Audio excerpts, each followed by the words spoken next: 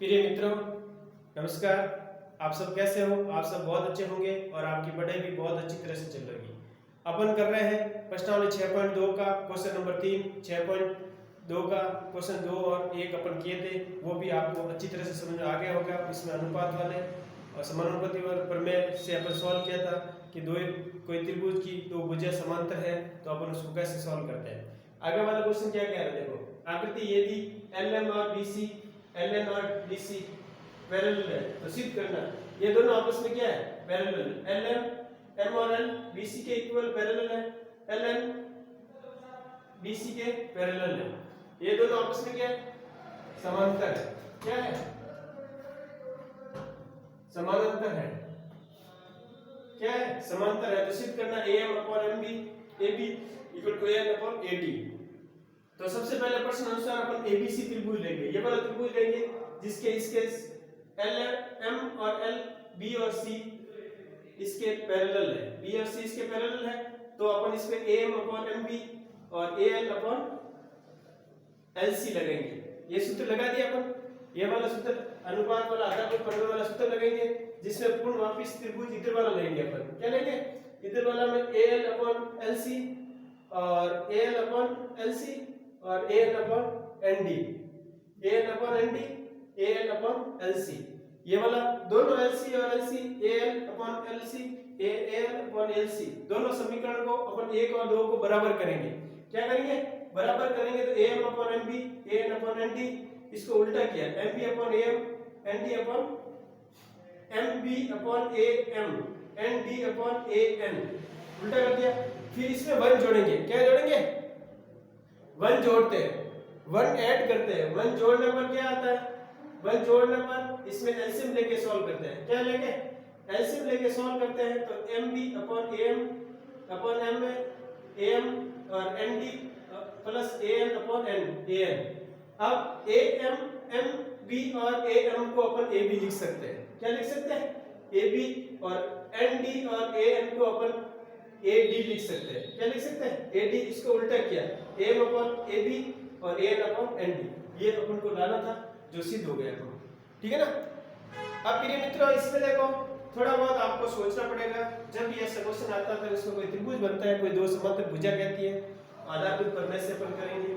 आधारभूत प्रमेय वाला नियम लगाएगा समांतर वाला।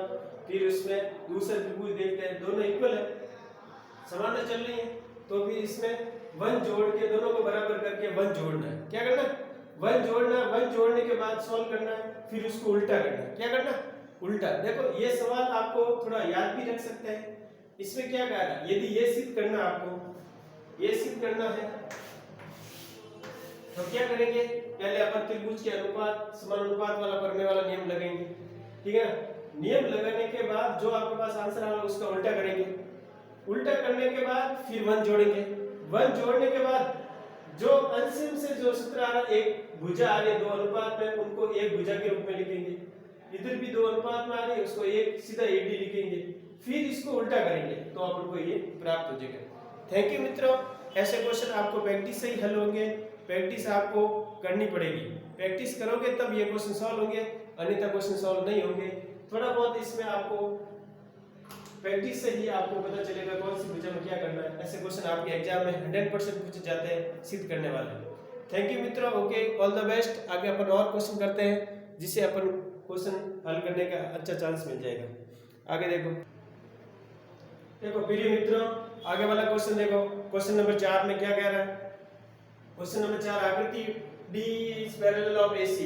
D का किसके पैरेलल है, AC के, AC के पैरेलल है।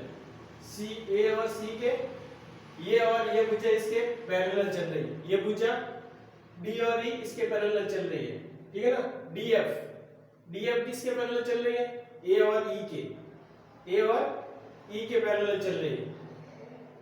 D और E किसके पैरेलल चल रही है, A और E के पैरेलल चल रही है। A और DF A और E के पैरेलल चल रही है।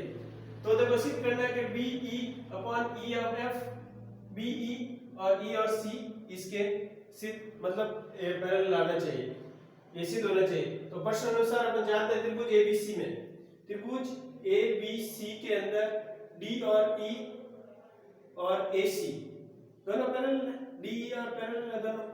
तो अपन क्या करेंगे, D A B D upon D A और ई एफ बी और ई और सी के इस पैरेलल, ये दोनों पैरेलल है तो इसको अनुपात करेंगे ना अपन, ये वाला दोनों अनुपात लेंगे। ये त्रिभुज है तो इनमें ये भुजा इसके पैरेलल है इस भुजा के, तो ये लेंगे अपन और समीकरण नंबर 1 देंगे। वापिस त्रिभुज ए बी ई लेंगे, ए बी ई ये त्रिभुज लेंगे इसके पैरेलल है तो ये अनुपात देंगे अपन, डी ई और ए ई पैरेलल है तो बी डी अपॉन डी और ए आ जाएगा, बी और एफ ई और एफ के आ जाएगा। समीकरण नंबर 2 इसमें देखो कुछ आपको दिख रहा है कौन सा, समीकरण 1 और 2 से अपन क्या करेंगे, समीकरण 1 और 2 को बराबर करेंगे। यहाँ पे बी डी डी ए दोनों बराबर आ रहा है तो दोनों को बराबर करें, बी ई अपॉन सी ई और सी, बी एफ अपॉन ई और एफ, ये दोनों बराबर आ रहा है। यही अपन को सिद्ध करना था कि इति सिद्धम हो गए, यही लाना था।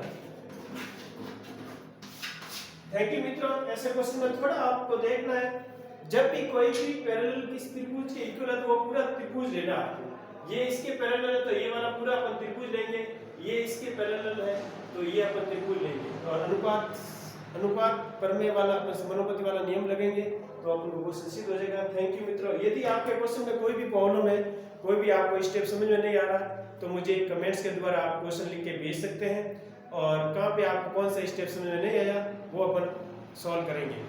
और भी कोई आपको मुख्य बिंदु संबंधी कोई समस्या है, कौन सा बिंदु आपको समझ में नहीं आ रहा तो वो भी आपको मेरे को बता सकते हैं और क्वेश्चन संबंधी प्रॉब्लम भी बता सकते हैं। थैंक यू मित्रों, ओके, ऑल द बेस्ट। आगे और अपन क्वेश्चन सॉल्व करेंगे। Thank you, okay.